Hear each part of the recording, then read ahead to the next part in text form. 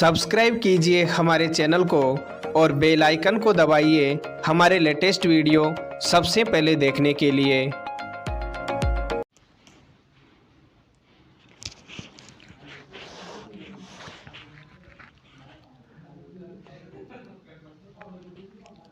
नमस्कार साथियों, कैसे हैं आप सब लोग? अच्छे होंगे। SP learning hub YouTube channel पर आपका हार्दिक स्वागत है। जैसा कि आप लोगों को पता है, अभी हमारी रोज़ रात को 8 बजे लाइव क्लासेज चल रही है, जिसमें किसी न किसी क्लास के कोई एक चैप्टर के अभ्यास प्रश्नों के बारे में या किसी विशेष प्रश्न के बारे में हम बात करते हैं। अगर आपका भी कोई प्रश्न है तो आप किसी भी वीडियो के कमेंट बॉक्स में जाके आपकी क्लास से रिलेटेड प्रश्न वहाँ लिख सकते हैं। अगला वीडियो जो बनेगा आपके उसी प्रश्न के उत्तर के यानी उसी के समाधान में आपको वीडियो मिल जाएगा। अगर चैनल पर नए हैं तो सबसे पहले तो चैनल को सब्सक्राइब कर दीजिए और राइट साइड में जो बेल का आइकन है उसको दबा दीजिए, ताकि जैसे ही नेक्स्ट वीडियो अपलोड होता है तो उसकी सूचना आप तक आसानी से पहुंच जाए। तो चलिए शुरुआत करते हैं आज की क्लास की। आज की क्लास में हम बात करने वाले हैं NCERT साइंस क्लास 7th का जो 15वां चैप्टर है। चैप्टर का नाम आप स्क्रीन पर देख रहे हैं, प्रकाश, इंग्लिश में कहते हैं लाइट। तो इस चैप्टर के अभ्यास प्रश्नों के बारे में हम बात करने वाले हैं। तो चलिए शुरुआत करते हैं आज की क्लास की। अभ्यास प्रश्नों में पहला प्रश्न आप लोगों के सामने ये रहा। प्रश्न है, रिक्त स्थानों की पूर्ति कीजिए। क्या करना है आप लोगों को? पहला जो प्रश्न है वो रिक्त स्थानों वाला है, तो रिक्त स्थान की पूर्ति करनी है और रिक्त स्थान की पूर्ति करके ऐसे के ऐसे आपको लिखना है। तो चलिए पहला प्रश्न देखते हैं। पहले का क देखिए, जिस प्रतिबिंब को पर्दे पर न प्राप्त किया जा सके वह कहलाता है। अगर कोई प्रतिबिंब है उसको पर्दे पर हम प्राप्त नहीं कर सकते हैं तो उसको कैसा प्रतिबिंब कहेंगे? तो याद रखिएगा, उसे कहते हैं आभासी प्रतिबिंब। कैसा प्रतिबिंब कहते हैं? आभासी प्रतिबिंब कहते हैं। ठीक है ना? तो यहाँ पर आप लिख लेंगे आभासी प्रतिबिंब, पूरा लिखना है। ठीक है ना? चलिए दूसरा प्रश्न देखते हैं। यदि प्रतिबिंब सदैव आभासी तथा साइज में छोटा हो तो यह किसी उत्तल द्वारा बना होगा। उत्तल क्या? उत्तल लेंस या उत्तल दर्पण। तो यहाँ ध्यान दीजिए, अगर प्रतिबिंब सदैव आभासी होता है, साइज में छोटा होता है और ये दोनों स्थितियाँ अगर दिखाई देती है तो वह कैसे दर्पण के द्वारा? उत्तल दर्पण के द्वारा बना हुआ होता है। ध्यान रखिएगा। ठीक है ना? तो दर्पण। अगला प्रश्न देखते हैं। यदि प्रतिबिंब सदैव बिंब के साइज का बने, यह दर्पण कौन सा होगा? समतल दर्पण होगा। तो इस रिक्त स्थान में आप लिख सकते हैं समतल दर्पण। ठीक है? अगर प्रतिबिंब बिंब के जैसा है तो दर्पण कौन सा होगा? समतल दर्पण होगा। चलिए अगला प्रश्न देखते हैं। जिस प्रतिबिंब को पर्दे पर प्राप्त किया जा सके वह प्रतिबिंब कहलाता है। कैसा प्रतिबिंब कहलाता है? वास्तविक प्रतिबिंब कहलाता है। तो यहाँ पर आप लिख सकते हैं कैसा प्रतिबिंब? वास्तविक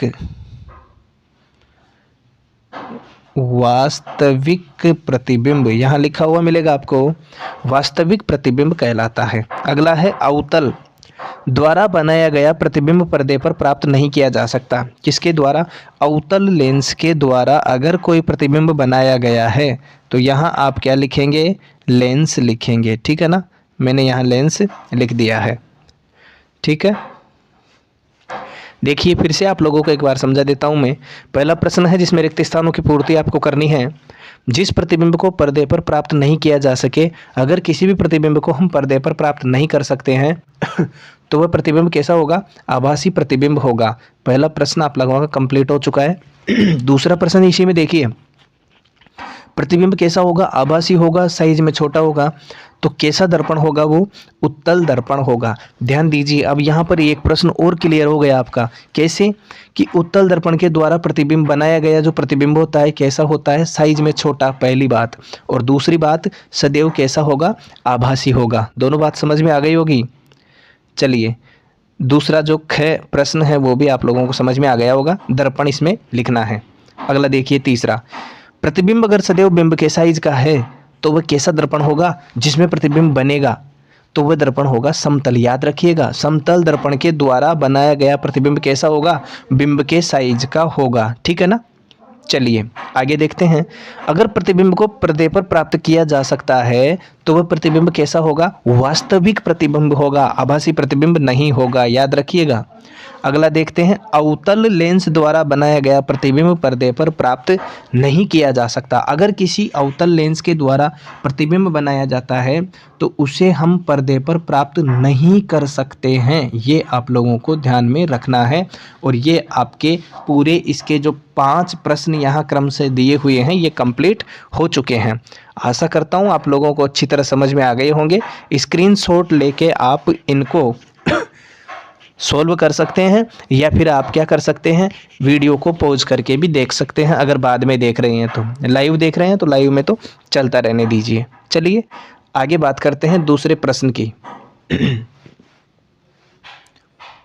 दूसरा प्रश्न आप लोगों के सामने यहाँ दिया हुआ है। प्रश्न में देखो क्या लिखा हुआ है। पर प्रश्न है, निम्नलिखित वक्तव्य सत्य अथवा असत्य, यानी सही है तो सही और असत्य है तो गलत। अब आपको जैसे मैं सही का निशान या गलत का निशान लगा के बताऊं तो आप तुरंत समझ जाना कि जिसके आगे सही का निशान लगा रहे हैं वो तो सत्य है और जिसके आगे गलत का निशान लगा रहे हैं वो असत्य है। समझ जाएंगे? तो देखिए एक एक प्रश्न के बारे में हम बात करते हैं। सबसे पहला प्रश्न है, हम उत्तल दर्पण से आवर्धित तथा सीधा प्रतिबिंब प्राप्त कर सकते हैं।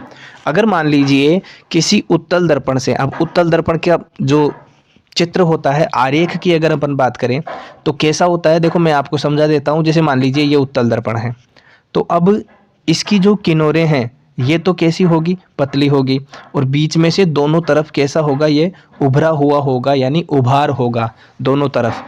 जैसे ये प्रतिबिंब बन गया यहाँ पर, सॉरी प्रतिबिंब नहीं, ये आरेख बन गया। तो देखो किनारों पे से तो ये पतला है और बीच में से यहाँ से ये मोटा है, तो ये उत्तल दर्पण जो होता है उसका आरेख है। अच्छा सर मैं यहाँ अवतल का भी आप लोगों को बता देता हूँ। अवतल का आरेख बनेगा ऐसे, ये अवतल का बन जाएगा, ठीक है ना। तो याद रखिएगा ये उत्तल दर्पण और ये अवतल दर्पण का आरेख है, दोनों मैंने आपको बता दिए हैं। अब देखते हैं इसको, प्रश्न को। उत्तल दर्पण से आवर्धित और सीधा प्रतिबिंब प्राप्त कर सकते हैं। आवर्धित नहीं होता है, सीधा प्रतिबिंब नहीं। तो यहाँ पर ये जो बातें हैं ये मेरे हिसाब से गलत हैं, तो ये कैसा हो जाएगा, असत्य। कैसा हो जाएगा, असत्य। अब आपको ये करना कैसे है, जब नोटबुक में करो ध्यान रखिएगा, निम्नलिखित वक्तव्य सत्य असत्य, इसको पूरा लिखोगे और पूरा लिखने के बाद में इसके आगे यहाँ पर देखिए अलग कलर से मैं कर देता हूँ, यहाँ पर आपको लिखना है क्या, ये असत्य जो मैंने यहाँ पर लिखा है, ठीक है। चलो दूसरा प्रश्न ये रहा आप लोगों के सामने। दूसरा प्रश्न देखिए, अवतल लेंस सदैव आभासी प्रतिबिंब बनाता है। अवतल लेंस जो होता है, अभी डायग्राम बना के मैंने बताया है कैसा होगा अवतल, कमेंट करके बताओ देखे अवतल कैसा होगा। सदैव आभासी प्रतिबिंब बनता है, अवतल से सदैव आभासी प्रतिबिंब बनता है, तो ये सही बात है, तो इसके आगे आ जाएगा सत्य। अगला देखते हैं तीसरा, ग अवतल दर्पण से हम वास्तविक आवर्धित तथा उल्टा प्रतिबिंब प्राप्त कर सकते हैं। बिल्कुल सही बात है। अवतल दर्पण का आरेख मैंने आपको बना के बताया, अभी ऐसे बनेगा, यानी यहाँ से आने वाली जो किरणें होगी उनको क्या करेगा, ये फैलाएगा। देखो उत्तल दर्पण तो ये था जो तो क्या करता था, आने वाली किरणों को एक बिंदु पर अभिकेंद्रित करता है और ये अपसारित करता है, ये ध्यान रखिएगा। तो यहाँ पर जो ये तीसरा बिंदु आया है वो बिल्कुल करेक्ट आया है कि अवतल दर्पण से हम वास्तविक आवर्धित और उल्टा प्रतिबिंब प्राप्त कर सकते हैं। तो यहाँ अवतल दर्पण से हम वास्तविक आवर्धित उल्टा प्रतिबिंब प्राप्त कर सकते हैं, ये बिंदु कैसा हो जाएगा, ये सत्य हो जाएगा। तो इसके आगे यहाँ पर आप लोगों को लिखना क्या है, सत्य लिखना है, ठीक है। यहाँ से ये सत्य अपन ने लिख दिया, लिख लीजिएगा। अगला देखते हैं चौथा, वास्तविक प्रतिबिंब को पर्दे पर प्राप्त नहीं किया जा सकता। नहीं नहीं नहीं नहीं, वास्तविक प्रतिबिंब होता है, वास्तविक का मतलब क्या हो गया, जो वास्तव में है, जो दिखता है। वैसे तो वास्तव में तो सभी होते हैं लेकिन दिखाई देता है, तो वास्तविक प्रतिबिंब जो होता है उसको पर्दे पर प्राप्त किया जा सकता है। यहाँ ये जो नहीं की आने की वजह से ये कैसा हो जाएगा, ये गलत हो जाएगा। मतलब इसको हम क्या लिखेंगे, असत्य लिखेंगे, असत्य। चलिए आगे अगला देखते हैं, चौथा, पांचवा, अवतल दर्पण सदैव वास्तविक प्रतिबिंब बनाता है। अवतल दर्पण सदैव वास्तविक प्रतिबिंब नहीं बनाता है। कैसा प्रतिबिंब बनाता है? आभासी बनाता है। तो मेरे हिसाब से अगर आभासी प्रतिबिंब बनाता है तो यहाँ जो लिखा हुआ है ये भी कैसा हो जाएगा? असत्य हो जाएगा, यानी गलत हो जाएगा। यहाँ आप लिख देंगे असत्य, ठीक है। तो इस प्रकार ये पूरे जो इसके 5 प्रश्न थे वो मैंने आप लोगों को बता दिए हैं। पहला क्या था? गलत था, तो उसके लिए आप क्या लिख देंगे? असत्य लिख देंगे। पहला जो क था वो, ठीक है ना, यहाँ लिख दिया मैंने, वो ऊपर गया तो यहाँ मैंने डायरेक्ट लिख के बता दिया है दोबारा। और जो दूसरा है ख, वो सत्य हो जाएगा, ग सत्य हो जाएगा, घ असत्य और च वाला भी असत्य। तो ऐसे करके जो ये सत्य असत्य वाला प्रश्न है, आई होप आपको समझ में आ गया होगा। तो चलिए चलते हैं नेक्स्ट प्रश्न की तरफ। तीसरा प्रश्न जो है आप लोगों के सामने ये रहा। देखो बहुत अच्छा प्रश्न है। अगर कॉलम वाला प्रश्न होता है तो वो बहुत अच्छा प्रश्न होता है। पहले प्रश्न को पढ़ देता हूँ, फिर इनको ऊपर करके आपको मैं समझा दूंगा। देखिए, कॉलम ए में दिए गए शब्दों का मिलान कॉलम बी के एक अथवा अधिक कथनों से कीजिए। जैसे देखिए इधर कॉलम ए में ये शब्द दिए हुए हैं, अब इधर वाले कथन से आपको मिलान करना है। याद रखिएगा, मिलान एक से भी हो सकता है और दो से भी हो सकता है। अच्छा, ठीक है ना, तो ये आपको ध्यान रखना है। तो मैं इसको कॉलम ए और कॉलम बी तो आपको दिखेंगे, इनको मैं ऊपर कर देता हूँ, ठीक है। ये कॉलम ए और बी आपको दिखाई दे रहा है। देखते हैं, इधर तो है देखिए कॉलम ए और इधर है कॉलम बी। ये दो कॉलम आप लोगों को दिखाई यहाँ पर दे रहे होंगे। ये तो हो गया कॉलम ए और ये हो गया कॉलम बी, ठीक है ना। इनको मिलान करना है, तो मिलान करके मैं आप लोगों को अभी बता देता हूँ। पहले एक बार पढ़ देते हैं। देखिए क में क्या लिखा हुआ है? समतल दर्पण, सॉरी, क में समतल दर्पण है, ख में उत्तल दर्पण है, ग में उत्तल लेंस है, घ अवतल दर्पण है, च अवतल लेंस है। चलो एक एक को बता देता हूँ मैं करके, है ना। देखिए, समतल दर्पण। अच्छा, समतल दर्पण जो होता है कैसा होता है? इसके जो उत्तर हैं इनको पढ़ के ही हम बता सकते हैं, ठीक है। तो क में देखिए, समतल दर्पण जो होता है सीधा तथा बिंब के साइज का प्रतिबिंब होता है। तो अब यहाँ जो है छठा ऑप्शन है, सीधा तथा बिंब के साइज से छोटा प्रतिबिंब बनाता है। तो ये तो बिंब के साइज से छोटा आ गया। यहाँ तो बिंब के साइज का, सीधा और बिंब के साइज का, प्रतिबिंब सीधा तथा बिंब के साइज का होता है। तो प्रतिबिंब सीधा तथा बिंब के साइज का प्रतिबिंब बनाता है, बिल्कुल ये वाला हो जाएगा। कौन सा हो जाएगा? 5वें नंबर का। तो इसको अपन मिलान कैसे करेंगे? देखो, यहाँ से मिलान करेंगे। अंडरलाइन वाले को मैं मिटा देता हूँ कि 5वें पर जैसे समतल दर्पण यहाँ लिखा अपन ने, समतल दर्पण, ठीक है। तो समतल दर्पण को मिलान करेंगे अपन, प्रतिबिंब सीधा तथा बिंब के साइज का प्रतिबिंब बनता है। यहाँ प्रतिबिंब 2 बार आ रहा है तो आप एक बार को काट सकते हैं। तो यहाँ से आप मिलाना शुरू करेंगे और इसको मिला देंगे 5वें से, ठीक है ना। ये मिला दिया मैंने। अगर लाइन कमज़ोर है तो ब्लैक कलर ले लें तो वो बढ़िया रहेगा शायद, मेरे हिसाब से ब्लैक वाला, है ना। देखे करके देख लेते हैं एक बार ब्लैक वाला। हाँ, ये भी ठीक है, कोई दिक्कत नहीं है कलर तो। चलो ये वाला ले लेते हैं, ये अच्छा है, इससे दिख भी जाएगा। तो क वाला जो है समतल दर्पण, इसको हम मिला सकते हैं नंबर 5 से। ये मिला दिया,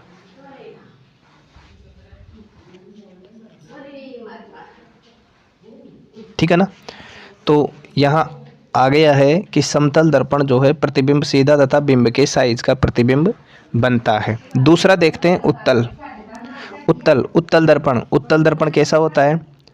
उत्तल है, इसको मिलाएंगे, अधिक क्षेत्र के दृश्य का प्रतिबिंब बना सकता है। अधिक क्षेत्र के दृश्य का प्रतिबिंब बना सकता है, तो इसमें ये वाला सही हो जाएगा। तो इसको ऐसे के ऐसे सीधे के सीधे ही अपन मिला देंगे, ठीक है। ये मिला दिया,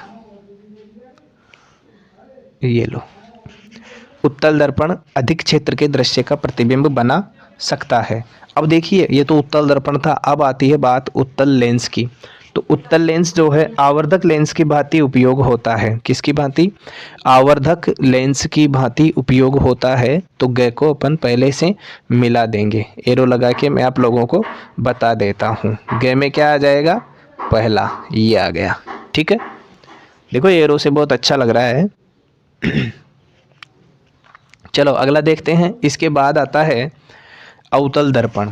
अच्छा, अवतल दर्पण जो होता है, इसमें से आपको पता होगा कि दंत चिकित्सक दांतों का आवर्धित प्रतिबिंब देखने के लिए इसका उपयोग करते हैं। तो अवतल दर्पण को अपन घ वाले को मिला देंगे तीसरे नंबर वाले से। तो ठीक है, आरेख से मैं आपको एरो से बता देता हूँ। ये लो, ये मिला दिया। ठीक है, चलो अगला देखते हैं। च है अवतल लेंस। अवतल लेंस जो होता है, अवतल लेंस में अब आपके पास में देखो ऑप्शन कितने बचे हैं? एक तो चौथा बचा है और एक छठा बचा है। तो अवतल लेंस जो है इसमें एक ही आएगा, वही पांचवा वाला।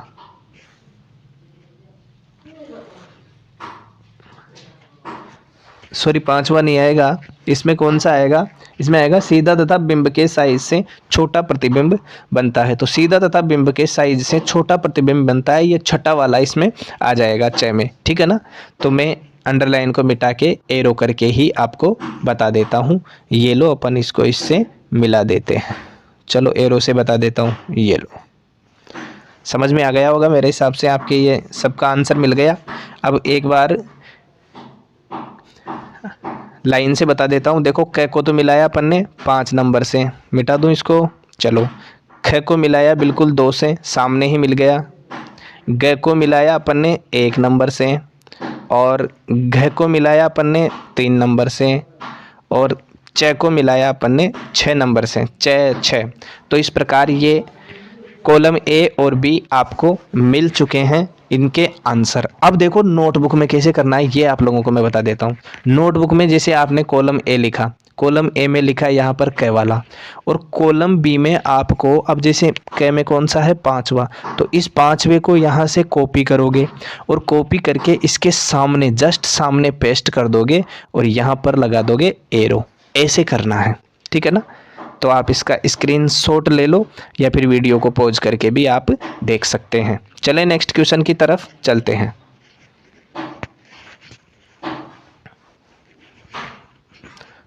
चौथा प्रश्न ये रहा आप लोगों के सामने। चौथा प्रश्न है, समतल दर्पण द्वारा बने प्रतिबिंब के अभिलक्षण लिखिए। समतल दर्पण के द्वारा जो प्रतिबिंब बनता है उसके अभिलक्षण यानी लक्षण लिखने हैं। ठीक है, देखते हैं लक्षण कौन कौन से हैं। कि समतल दर्पण द्वारा बनने वाला प्रतिबिंब दर्पण में सीधा तथा बिंब के समान आमाप का दिखाई देता है। पहली बात कि जैसे मान लीजिए यहाँ पर कोई समतल दर्पण आप लोगों के सामने है, मैं दर्पण की तरह बना के बता देता हूँ। जैसे ये कोई दर्पण है आपके सामने, ऐसे ही दर्शाते हैं दर्पण को, एक तरफ ऐसे लाइन खींच देते हैं और इधर से इसका प्रतिबिंब बनता है। ठीक है, मान लीजिए ये समतल दर्पण है और इसके द्वारा बनने वाला जो प्रतिबिंब, यहाँ मान लीजिए आपके सामने कोई भी व्यक्ति खड़ा है, ये व्यक्ति खड़ा कर दिया अपन ने, छोटू लाल। अब इसकी यहाँ जो फोटो बनेगी कैसी बनेगी? एक तो सीधी बनेगी, सीधा प्रतिबिंब कैसा होगा? सीधा होगा। समतल दर्पण द्वारा बनने वाला प्रतिबिंब कैसा होगा? एक तो सीधा होगा और दूसरा जितना साइज इसका है उतना ही साइज इसका बनेगा, बिंब के समान आमाप का दिखाई देता है। दूसरी बात, समतल दर्पण सीधा प्रतिबिंब बनाता है। बिल्कुल ये सीधा ऊपर लिखा हुआ आ गया था लेकिन फिर नीचे लिख दिया। यह एक आभासी प्रतिबिंब बनाता है, वास्तविक नहीं होता है। जैसे ये कोई दर्पण है, दर्पण के सामने अपन जाके खड़े हो गए, अपने पीछे फोटो जो बनती है वो वास्तविक नहीं होती है, आभासी होती है, उसका सिर्फ आभास हम कर सकते हैं। तीसरी बात, प्रतिबिंब का आकार बिंब वस्तु के आकार का होता है। यहाँ बिंब अपन खड़े हैं उसको बिंब कहेंगे, तो बिंब या वस्तु और कोई वस्तु अपन रख दें तो उसके बराबर साइज का ही ये प्रतिबिंब बनता है, यानी इसकी फ़ोटो जो पीछे बनती है वो इसके बराबर ही बनती है। ठीक है, और प्रतिबिंब दर्पण के पीछे उतनी ही दूरी बनता है जितनी दूरी पर वस्तु बिंब दर्पण के सामने रखी है। अगली बात, जैसे ये यहाँ से मान लो 1 मीटर दूरी खड़ा है, कितनी दूरी, 1 मीटर दूरी। तो ये जो फोटो बन रही है ना, वो भी मैंने यहाँ थोड़ी पास बना दी, ये फोटो भी कितनी दूर बनेगी, 1 मीटर दूरी ही बनेगी। ये भी याद रखिएगा, कितनी दूर बनेगी, 1 मीटर दूर ही बनेगी। चलो इनको मिटा के मैं इतनी ही दूरी बना देता हूँ। ये लो, जैसे इतनी दूर और ऐसे के ऐसे, यहाँ पर ये बन गई। चलो आगे अगला देखते हैं। आगे की क्या स्थिति बताई इसने, बिंब के आकार का दर्पण के पीछे उतनी दूरी पर बनता है जितनी दूरी पर वस्तु या बिंब जो है, वस्तु या बिंब दर्पण के सामने होती है। अगली बात, प्रतिबिंब पार्श्व परिवर्तन प्रदर्शित करता है। पार्श्व परिवर्तन का मतलब है कि इसमें जो दायां हाथ है इसमें बायां दिखेगा और इसमें बायां है वो दायां दिखेगा। इसे कहते हैं पार्श्व परिवर्तन। आप लोगों को जब क्लास में पढ़ाया होगा तो बताया होगा। इसका मतलब है कि वस्तु का दायां भाग प्रतिबिंब में बाईं ओर तथा वस्तु का बायां भाग प्रतिबिंब के दाईं ओर दिखाई देता है। मान लीजिए कि ये जो छोटू है, छोटू इधर इधर मुंह करके खड़ा है, तो इसका मुंह किधर होगा, इधर होगा। इसका ये दायां हाथ है तो इसका दायां हाथ कौन सा होगा, ये होगा। ठीक है ना। ये इसका बायां हाथ है तो ये इसका बायां हाथ होगा। तो सामने जो है, जस्ट जैसे मान लीजिए ये ऐसे, ये इधर वाला हाथ, ये इधर वाला हाथ, अब इधर मुंह कर रखा है तो मेरे हिसाब से ये राइट होगा, दायां होगा, ये लेफ्ट होगा। तो इसमें दायां तो क्या दिखेगा, लेफ्ट दिखेगा, और बायां दिखेगा दायां। ठीक है ना। तो ऐसे दिखाई देता है। तो इसे कहते हैं पार्श्व परिवर्तन। पार्श्व परिवर्तन का अगर अलग से प्रश्न पूछ ले तो उसका भी सॉल्यूशन आपको यहाँ मिल चुका है। आशा करता हूँ चौथा प्रश्न जो है आपको बहुत अच्छी तरह समझ में आ गया होगा। अगर नहीं आया है तो आप इसको फिर से वीडियो को बैक करके देख सकते हैं और वीडियो को पॉज करके इसका आंसर लिख सकते हैं, या फिर स्क्रीनशॉट लेके भी आप लिख सकते हैं। ठीक है, चलिए आगे चलते हैं, अगले प्रश्न के बारे में बात करते हैं। अगला प्रश्न देखते हैं, पांचवा प्रश्न। पांचवा प्रश्न है, अंग्रेजी वर्णमाला या अन्य कोई भाषा जिसका आपको ज्ञान है की वर्णमाला के उन अक्षरों का पता लगाइए जिनके समतल दर्पण में बने प्रतिबिंब बिल्कुल अक्षरों के सदृश्य लगते हैं। अपने परिणामों की विवेचना कीजिए। अच्छा, ये प्रश्न ये कहना चाह रहा है कि जैसे मान लीजिए आपको हिंदी वर्णमाला आती है तो हिंदी के लिख लो, अंग्रेजी वर्णमाला, अब इसमें अंग्रेजी वर्णमाला का दे रखा है तो इस वजह से अंग्रेजी वर्णमाला का ही लिख लो। तो कहना चाह रहा है कि आपके सामने कोई दर्पण है, मैं आपको यहाँ बना के बता देता हूँ। जैसे दर्पण कैसा होता है, ऐसे डॉट डॉट से दर्शा दूँ क्या, डॉट डॉट से ही दर्शा देता हूँ ना। जैसे ये दर्पण बन गया आपके सामने, सीधी खींचता हूँ लाइन को,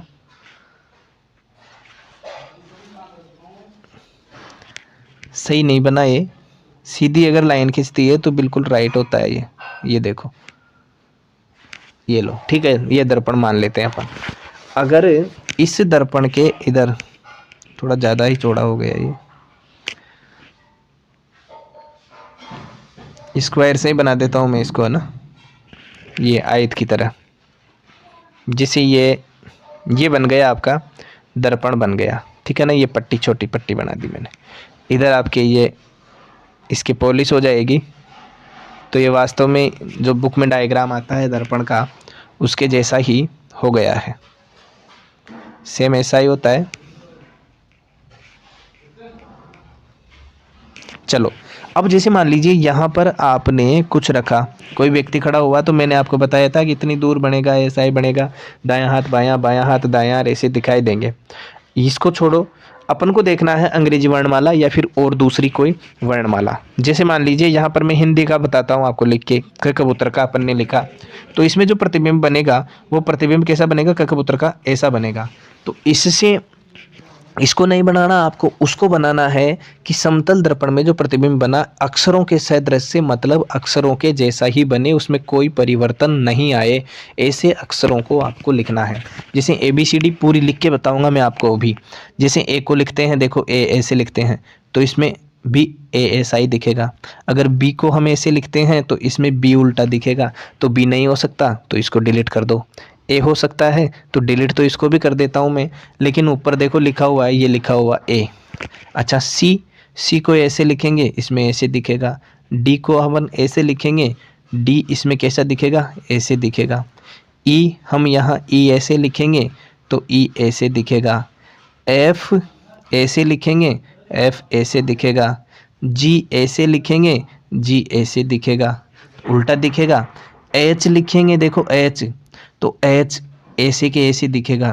तो अब देखो एच को यहाँ लिख देंगे अपन, ये लिखा हुआ एच, ठीक है ना।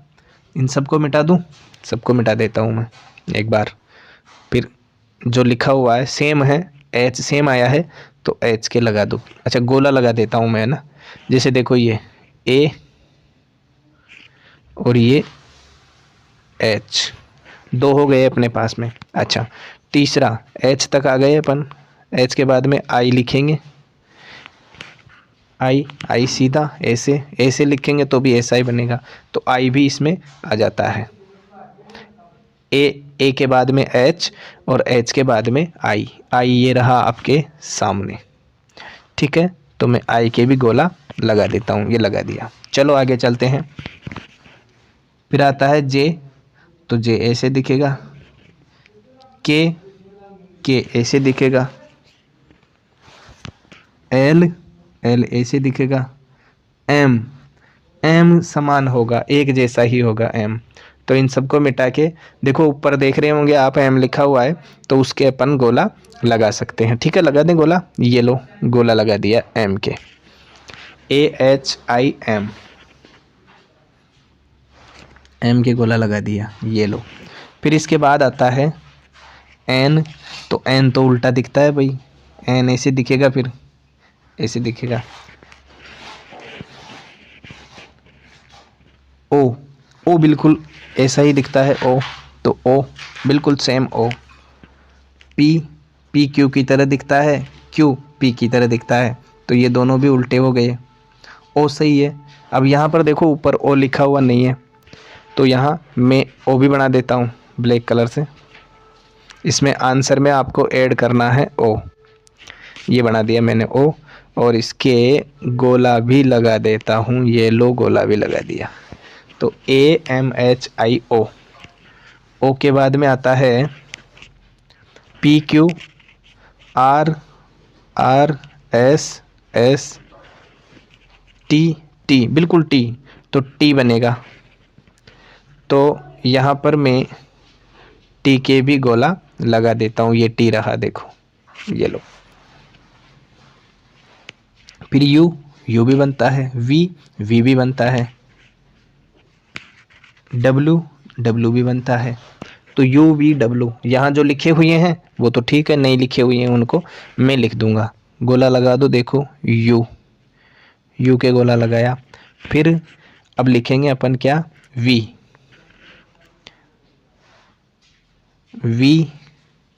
VW, और इनके गोला लगाना है।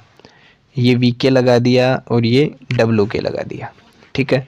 डब्लू के बाद में आता है एक्स, तो एक्स ऐसा का ऐसा बनता है। वाई ऐसे बनेगा तो ये ऐसे बनेगा उल्टा,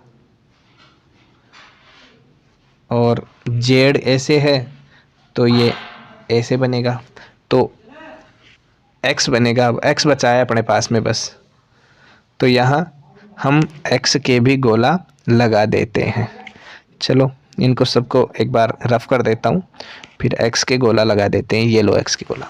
अब देखो कुल टोटल कितने अक्षर आपको मिले, ये देखना है कि जब अपन अंग्रेजी वर्णमाला के किसी भी अक्षर को दर्पण के सामने रखते हैं, तो दर्पण के सामने रखने पर कौन कौन से अक्षर हैं जो सेम हमको दिखाई देते हैं।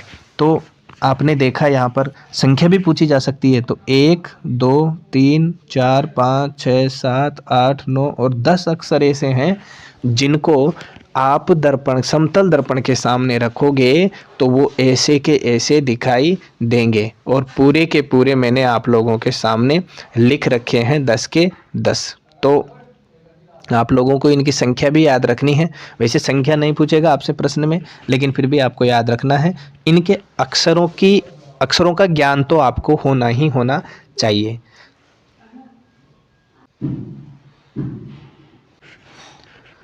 तो आई होप आपको ये जो 5वां प्रश्न है अच्छी तरह समझ में आ गया होगा। अगर अब भी समझ में नहीं आया तो आप वीडियो को बैक करके देख सकते हैं। देखिए वीडियो थोड़ा लंबा हो रहा है, इस वजह से आज के क्लास में हम इन्हीं 5 प्रश्नों के बारे में बात करेंगे। इस चैप्टर में टोटल क्वेश्चन है 13। कितने क्वेश्चन हैं? 13 क्वेश्चन हैं।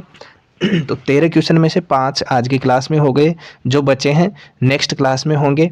अच्छा, आज की क्लास आप लोगों को कैसी लगी ये बताने के लिए कमेंट बॉक्स में कमेंट ज़रूर करें कि आपको क्लास कैसी लगी है, और आपका भी कोई प्रश्न है तो उस प्रश्न को भी आप कमेंट बॉक्स में कमेंट कर सकते हैं।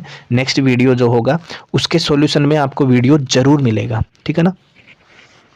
अगर आप पिछली क्लासों के क्वेश्चन आंसर्स के जो वीडियो है वो देखना चाहते हैं तो NCERT समाधान कक्षा 7 के नाम से प्लेलिस्ट बनी हुई है, उसमें जाके आप देख सकते हैं। तो आज की क्लास को अंत तक देखने के लिए आप सभी का बहुत बहुत धन्यवाद, बहुत बहुत आभार।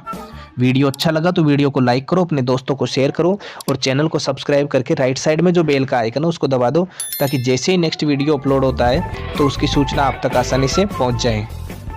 मिलते हैं नेक्स्ट क्लास में, तब तक के लिए आप सभी को राधे राधे, जय श्री राम, जय हिंद, वंदे मातरम।